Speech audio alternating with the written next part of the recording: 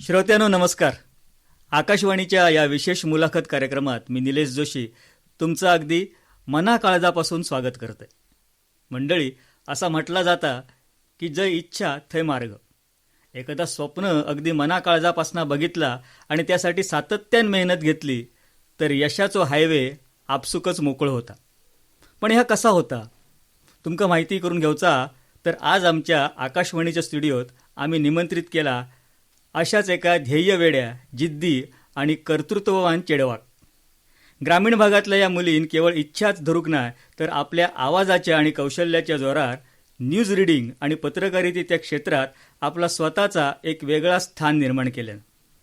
एका नामांकित खाजगी न्यूज चॅनेलमध्ये न्यूज अँकर आणि मुख्य उपसंपादक म्हणान गेला एक दशक त्यांना आपलो एक वेगळं ठसो उमटवल्याना.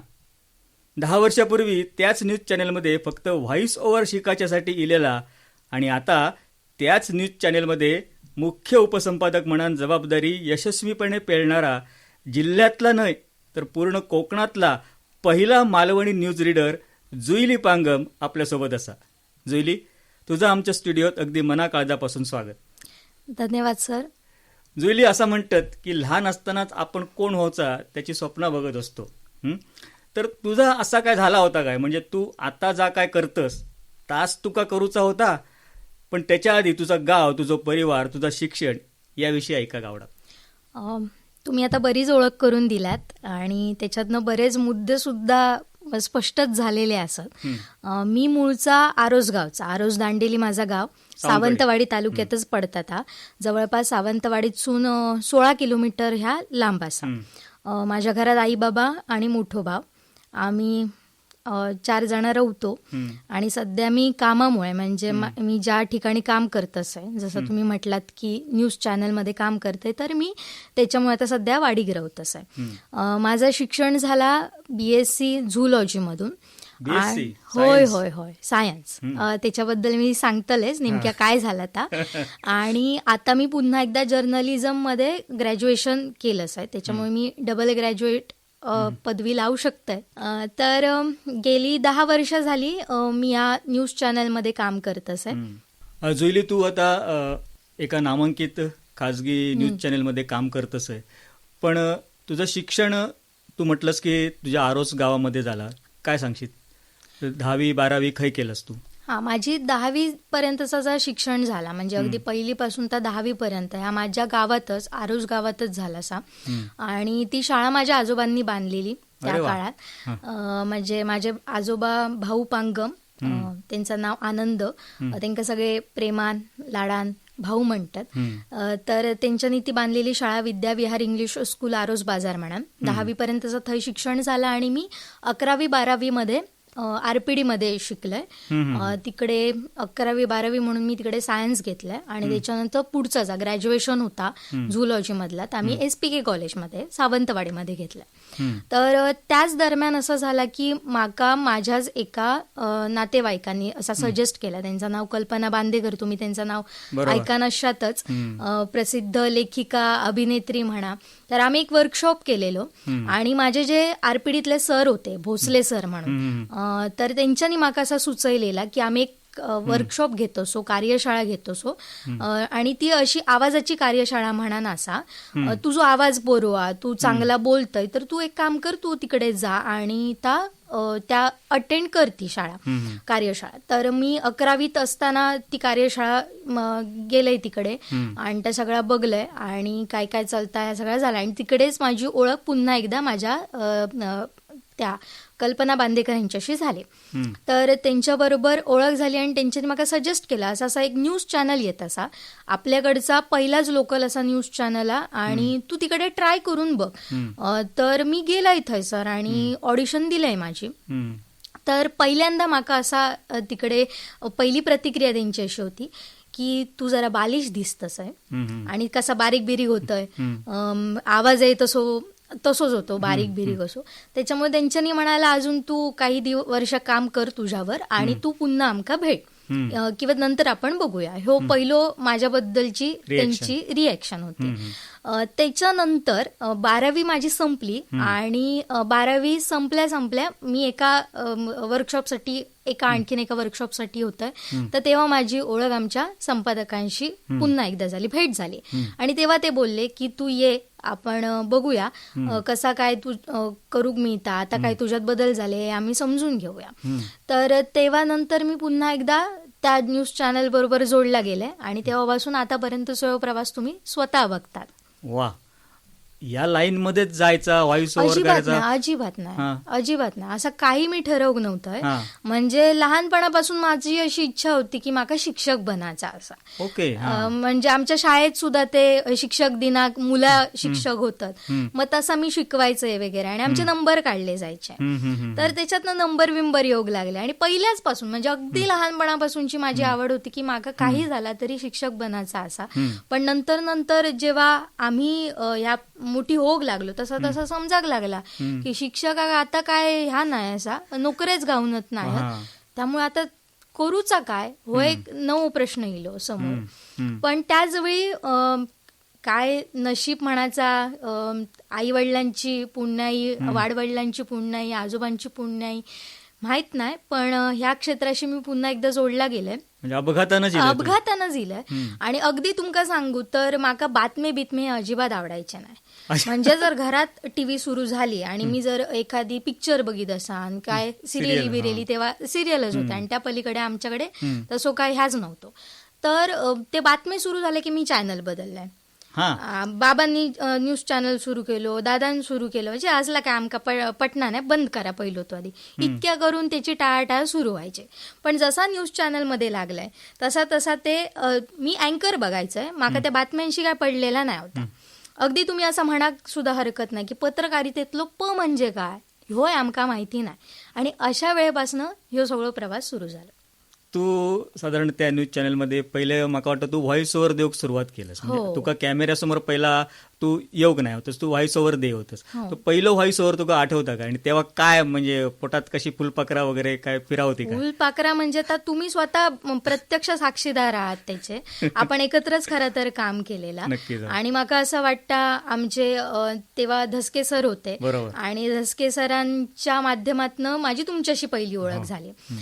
तर सरांनी वाटतं तुमकाच सांगलेला ह्या उद्यापासून येताला ते का अँकर दाखवा आणि काहीतरी व्हॉइस ओव्हर दाखवा.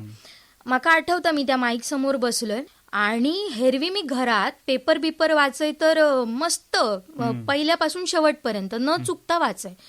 जसो माईक समोर येलो माका घाम फुटाक लावलं. म्हटलं अरे काय होता माझ्या बरोबर, थंय फॅन होते आणि काय काय होता, सगळा खुला वातावरण होता, तरी माका घाम, शब्दच जड होग लागले, गळो सुकाक लागलो, समजा ना काय करू आता, काय चाललं आता. तरी स्वतः शांत केलंय, समोर माईक धरलंय आणि पहिलोच माझो व्हॉइस ओव्हर माका आठवता. मी 1000 त्याच्यातले चुका केलेले होते, एक वाक्य मागा तेव्हा बोलाक जमत नव्हता. मात्र त्याच्यानंतर स्वतः प्रचंड मेहनत घेऊची लागली, त्याच्यावर काम करूचा लागला. तुम्ही सुद्धा काही टिप्स दिलेल्या, धसके सरांनी सुद्धा त्याच्यातले काही टिप्स दिलेले आणि त्या पद्धतीने मग हळूहळू प्रॅक्टिस करून ते बदल. साधारण काय आव्हानं असतात व्हॉइस ओव्हर देताना? काय वाटतं तुका? तू आता इतकी वर्ष 10-12 वर्ष तू व्हॉइस ओव्हर देत असस, काय वाटतं? नॉर्मल आपण जेव्हा एखादी बातमी वाचतो किंवा आपण एकमेकांबरोबर बोलत असतो तर बोलणं पूर्णपणे वेगळं असतं. पण जेव्हा माईक येतात तेव्हा तो माईक आधी कसो पकडूचो, कसो धरूचो, माझ्या माईक मधला आणि माझ्यातलं अंतर किती असायचा, इतकी बेसिक सगळा सुरू करूचा लागता किंवा त्याचा अभ्यास करूचो लागता.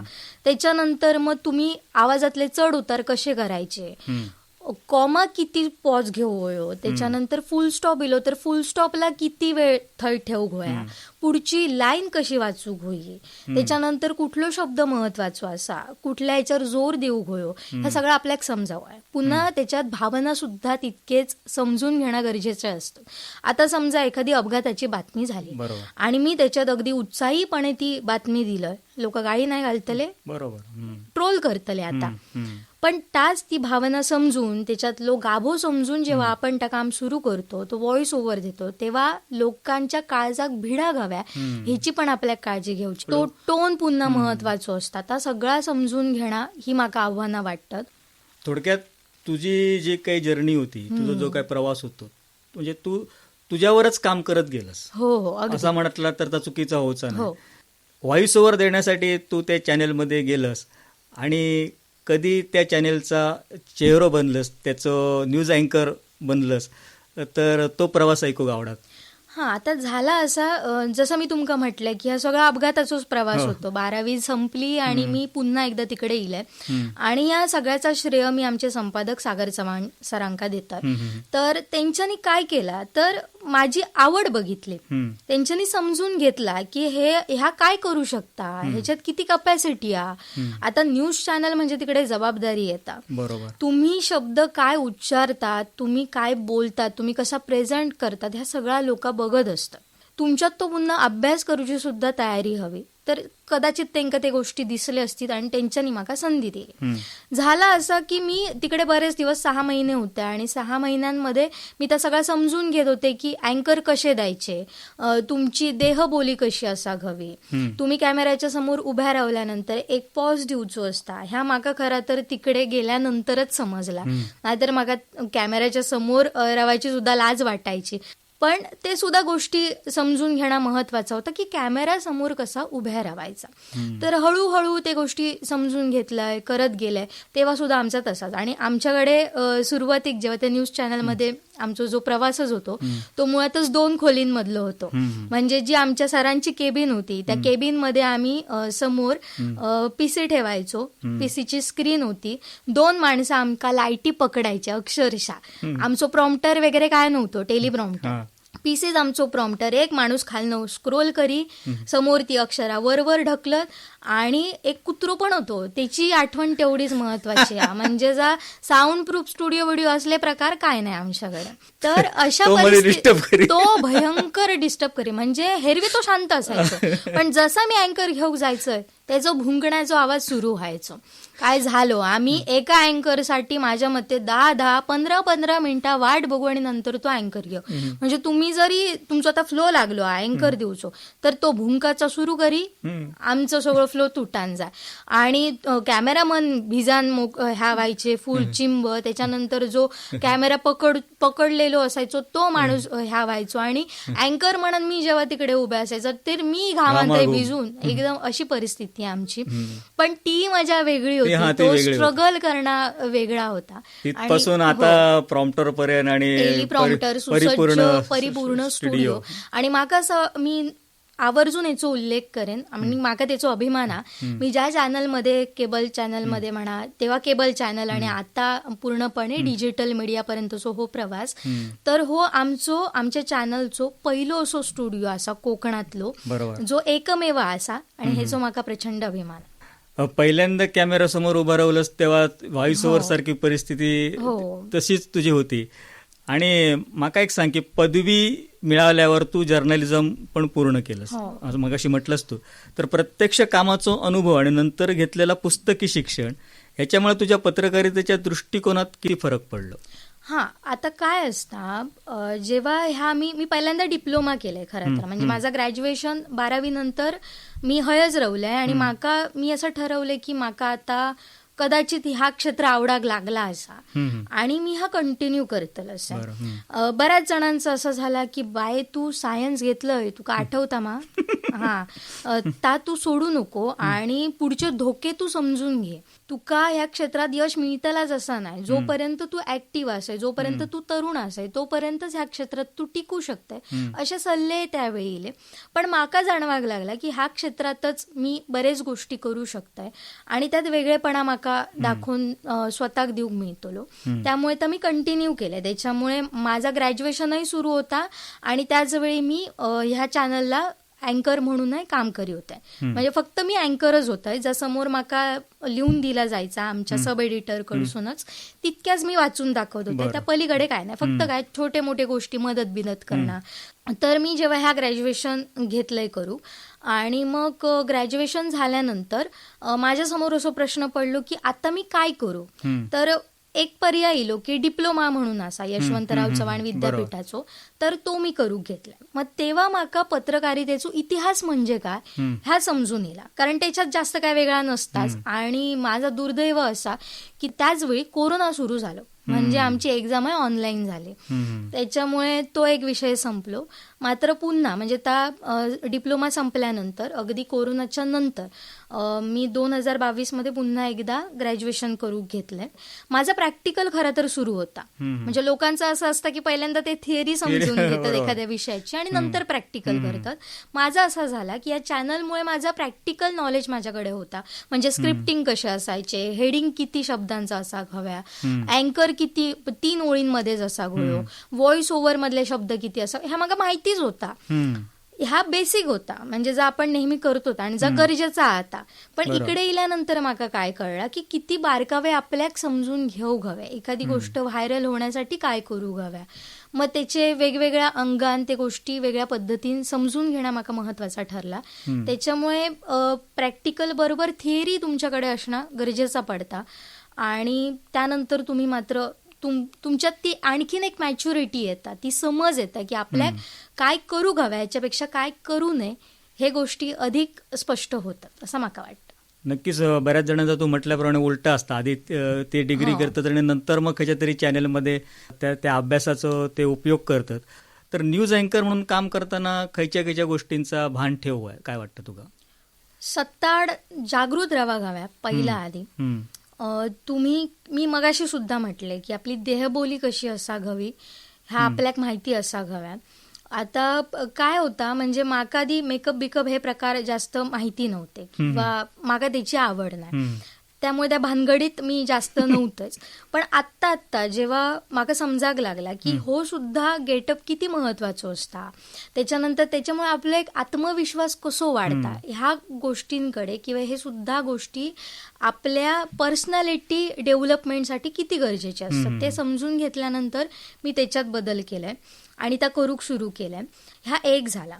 आणि त्याच्यानंतर न्यूज अँकर म्हणून जेव्हा आपण उभ्या राहतो तर ती शब्दफेक सुद्धा महत्वाची असतात, ते एक्सप्रेशन सुद्धा असावे. आता तुम्ही न्यूज अँकर आहात, तुम्ही काय ऍक्टर नाही असात, त्याच्यामुळे तुमका त्या ऍक्टिंग करूची नाही असात. तुमका भावना असतील पण ते भावना पूर्णपणे तुमका ते दाखवचे नाहीत. तुमका एक तटस्थ म्हणून त्या सगळ्या गोष्टींकडे बघूचा असता किंवा ती मांडणी करूची असता किंवा तुमका त्या बोलायचं असता. तर त्याचं भान ठेवून मात्र पूर्णपणे काम करूचा लागता. जुईली, तुझ्या नावावर एक खूप मोठं मान असा, सातत्यान मालवणी बातमी सांगणारा तू जिल्ह्यातलाच नाही तर कोकणातला पहिला न्यूज अँकर असं.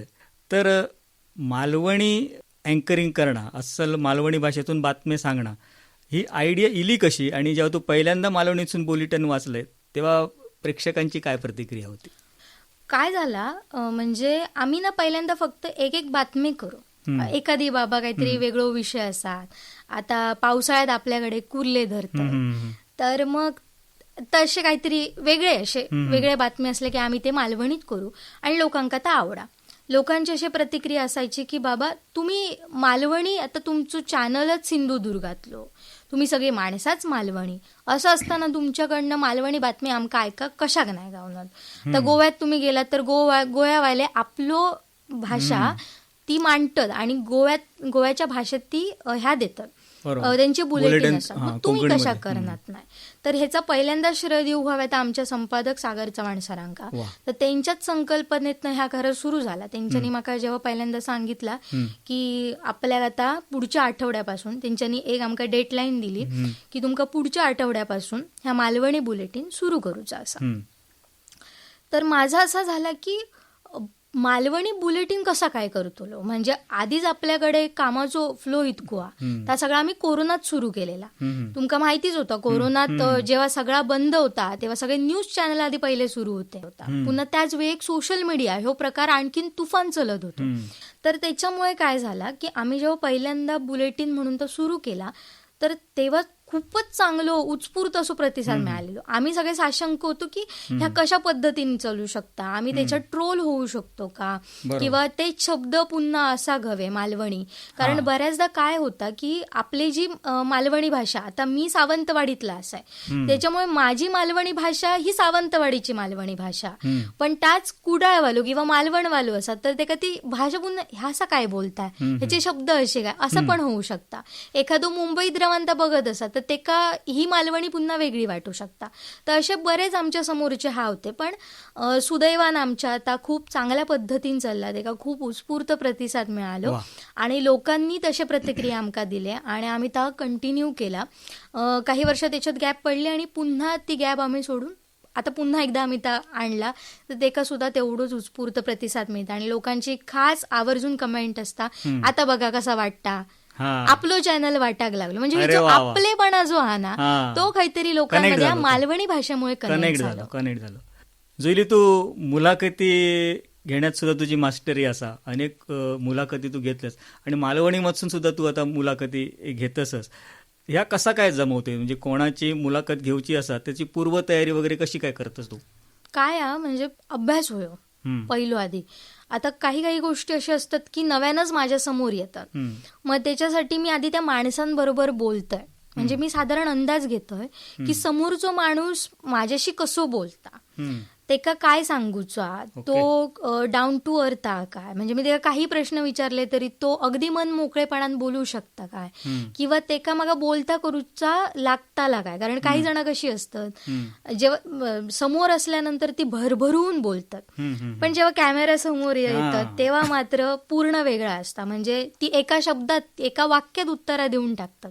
आपल्याक तसं चालणार नाही, त्यांना आता बोलता करूचा लागता. मग पहिल्यांदा त्यांच्याबरोबर मी माका तरी असं वाटतं बरोच वेळ देते. एक तर आधी पहिल्यांदा फोनवर बोलतोय किंवा ते ऑफिसमध्ये येल्यानंतर त्यांच्याबरोबर साधारण 15 ते 20 मिनिटं मी बोलते.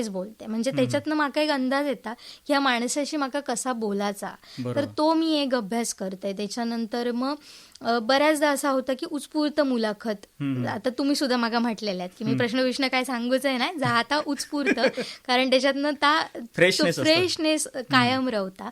तर माका सुद्धा त्या बरोबर वाटतं. पण काही जण अशी पण असतात की त्यांना ते प्रश्न सांगूचे लागतात. मग एक ढोबळ मानान मी सांगतोय, मी त्यांच्याशी बोलते आणि त्यांना सांगते की साधारण आपल्याक असाच काहीतरी करूचा, असाच बोलायचा, असा करून मी त्या करते. पण कधी कधी काय होतं की असे बरेच गोष्टी असतात आपण आधी पूर्व अभ्यास म्हणून करतो एखाद्या व्यक्तीचो, त्याची हिस्ट्री काय, तो काय करता आणि आता त्याचे प्लॅन्स काय, हे आपण समजून घेत असतो. पण मुलाखतीच्या वेळी ना भलतेच विषय आपल्या समोर येतात. म्हणजे आपण कधी कधी प्रश्न काढतो, पण ते प्रश्न काढतो आणि ती मुलाखत जेव्हा आपण घेतो प्रत्यक्ष, तेव्हा त्याचं पूर्णपणे ह्याच बदलून जाता, मोडच चेंज होता. म्हणजे जे प्रश्न असतात ते बाजूकच राहतात आणि बोलण्यात जा एक वेगळी माहिती असते, ती त्या निमित्तानं समोर येता. आणि मुळातच आधी माका लोकांबरोबर बोला खूप आवडता. तुमका आता त्याचा अनुभव येतच असतो, त्याच्यामुळे त्या होऊन जाता. जुईली, तू स्वतः एक ग्रामीण भागातून येऊन आपलं स्वतःचं एक वेगळं ठसो निर्माण केलं आहे आणि त्याबद्दल तुझे अनेक ठिकाणी सत्कार सुद्धा झाले, सन्मान सुद्धा झालेत, त्याबद्दल ऐका गावडात. आता लोकांचा ह्या प्रेम देतात ना, होच खरं माझ्यासाठी मोठं सन्मान असा. जेव्हा मी माझं काम करून स्टुडिओच्या बाहेर जातोय, बाजारात जातोय किंवा लोकांमध्ये असतंय, जेव्हा ती माका आवर्जून सांगतात ना लोका की तुझा आम्ही बुलेटिन रोज बघतो किंवा जेव्हा तू बातमी देतय तेव्हा आम्ही आवर्जून तुझा ह्या बघतो, तर हीच मोठी माझ्यासाठी खरं तर म्हणायची पोचपावती असतात किंवा माझ्यासाठी हो मोठो सन्मान आहे. आणि हा प्रेम शेवटपर्यंत रावांदेच ही अपेक्षा आहे माझी. पण माका आता पहिलो जो म्हणजे मी मालवणी बुलेटिन जेव्हा सुरू केलंय तेव्हा आपले रील्स मालवणीचो जो पहिलो अवॉर्ड शो सुरू झालेलो, तर तेव्हा त्यांच्यानी ह्याची दखल घेतल्यानी आणि माका तो सन्मान दिल्यानी. आणि माका असं वाटतं तो सन्मान तुमच्याच हस्ते झालेलो होतो. तर तो माझो पहिलो म्हणजे ती दखल घेतलेली पहिलो क्षण. त्याच्यानंतर डॉक्टर पाटकर सरांनी त्यांच्या आईच्या स्मृतिप्रित्यर्थ एक ह्या देतात, ते पुरस्कार देतात. तर त्याच्यासाठी माझी निवड केलेली आणि माझे सहकारी उपसंपादक भगवान शेलटे यांची सुद्धा निवड तेव्हा केलेली. तर तो माझो एक पहिलो सत्कार म्हणजे मराठी वृत्त निवेदनासाठीच तो सत्कार होतो. असे हे 2 कायम आठवणीत राहणारे हे सन्मान सत्कार आणि असे बरेच झाले बऱ्यापैकी. आता मला पटकन ते सगळे आठवत नाही. नक्की म्हणजे आठवणत नाही हे खूप चांगली गोष्ट आहे. म्हणजे तू सत्कारासाठी काम करणंच नाही, सत्कारासाठी काम केलं तर ते आठवतच बऱ्याच वेळा. तू काम करत राहतस, सत्कार होत जातात, ही खूप मोठी गोष्ट असा. जुली, आता मला सांग की एक यशस्वी न्यूज अँकर आणि उपसंपादक म्हणून आता नवीन जी मुलं येतात या क्षेत्रात, तर त्यांना तू काय सांगशील? मुळात आधी कमी येतात, आपल्याकडची मुलं तर खूप कमी असत, का भियातात ती या क्षेत्रात येऊ, काय सांगशील? आणि त्यांना तू काय सल्लो दिशील? नाही, मग ना थोडासा वेगळा चित्र वाटतं असा सध्या. म्हणजे ह्या डिजिटल मीडियामध्ये आपण जर बघला तर आता मुलं ना डिजिटल मीडियामध्ये कदाचित त्यांना असं वाटत असत की आता इकडे आपण कमी वेळात जास्त आपल्या प्रसिद्धी मिळू शकता, असं त्यांचा ह्या असू शकता. किंवा बाबा टेलिप्रॉम्प्टरच्या समोर रवानच आपल्याला आता अँकर देऊचे असत, एवढाच त्यांना कदाचित वाटत असत. पण त्या तसा नाही असा. पण परिस्थिती मागा थोडीशी बदललेली दिसता. म्हणजे मुलांचा प्रमाण ना जास्त असा या क्षेत्रातला कम्पेअर टू मुली. पण काय कसं असतं की तुमका सातत्यानं हयसर काम करूचा लागता. तुम्ही 2 दिवस काम केलात, तुम्ही एका वर्षापूर्वी काहीतरी करून ठेवलेलात आणि त्याच्यामुळे तुम्ही हुरळान गेलात असा होऊचा नाही. तुमका सातत्यान त्याच्यावर काम करूचा लागताला. मुळात आधी तुमचा अभ्यास असा होयो त्या विषया संबंधीचो, वाचन असा गव्या, तरच तुम्ही अगदी म्हणजे आता एखाद्या उपसंपादकान लिहून दिला पण त्या जर चुकीचा असात तर ते चुकात ह्या सुद्धा तुमका थंय रवान समजान येऊ हवे. आणि जर आपण म्हणतो की उत्स्फूर्तपणा जो असता आपल्याक, हजरजबाबीपणा जो आपण म्हणतो तो तुमच्यात असा गोळ. आता जेव्हा तुम्ही अँकर म्हणून बसतात तर तेव्हा जेव्हा लाईव्ह अपडेट देऊचे असतात तर तेव्हा काय असतं की तुमच्या समोर टेलिप्रॉम्प्टर नसता, तुमका ती विषय आधी काय तो माहिती असा गोळ. आणि जर तुम्ही पत्रकारिता ह्या जर क्षेत्र निवडत असाल तर मात्र तुमच्याकडे सगळ्यात महत्वाची गोष्ट जी मी माझ्या करिअरच्या सुरुवातीकच तो माका धडो मिळाला तो म्हणजे पेशन्स, संयम हे मात्र तुमच्याकडे असा हवे.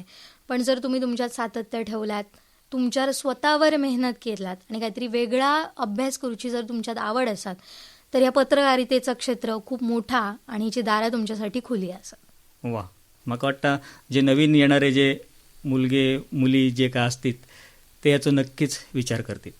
श्रोत्यांनो, जोईली पांग, आरोससारख्या एका लहानशा खेडेगावातून सुरू झालेलो ह्यो प्रवास जिद्द, चिकाटी आणि भाषेवरच्या प्रेमाच्या जोरार कसो यशस्वी होऊ शकता हे तुमका समजला असतालाच.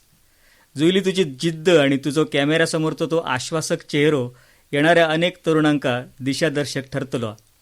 आज तू आकाशवाणीच्या स्टुडिओमध्ये येलस आणि तुझो ह्यो अगदी प्रेरणादायी प्रवास आमच्या श्रोत्यांसोबत शेअर केलंस, त्याबद्दल तुझे अगदी मनापासून आभार. धन्यवाद सर. या सगळ्याचं श्रेय मी माझ्या पूर्ण टीमलाच देतले आणि विशेषतः आमचे मुख्य संपादक सागर चव्हाण सरांका देतले. त्यांच्या माध्यमातून माका ही संधी मिळाली आणि त्या संधीचा माका असं वाटतं काही प्रमाणात मी सोना केलंय. अजून बरोच पल्लो गाठूचो असा, पण त्याच्यासाठी सगळे आमचे जे प्रेक्षक असतात ते सुद्धा तेवढेच महत्त्वाचे आहेत. घरातली असत, नातेवाईक असत, पण काम करणारे, कामावर असणारे जे आजूबाजूचे सहकारी आहेत ते सुद्धा तेवढेच महत्त्वाचे आहेत. आणि आमची टीम म्हणून जा काय असा, टीमवर्क म्हणून जा काय, तर त्याच्याचमुळे माका आज ह्या सगळ्या क्षेत्राचा अनुभव घेऊक ही संधी मिळता. तर त्या सगळ्याचेच मी आभारी आहे. आणि तुम्ही या आकाशवाणीच्या या माध्यमावर माका बोलवलात, एक म्हणजे कायम मी इतरांचे इंटरव्ह्यू घेते, आज माका बोलायची संधी तुम्ही दिलात, तर त्याच्यासाठी मी तुमचेही आभार मानते. धन्यवाद. खरंच जोईली, तुझ्या पुढील वाटचालीसाठी तुका अगदी मनाकाळजापासून खूप खूप शुभेच्छा.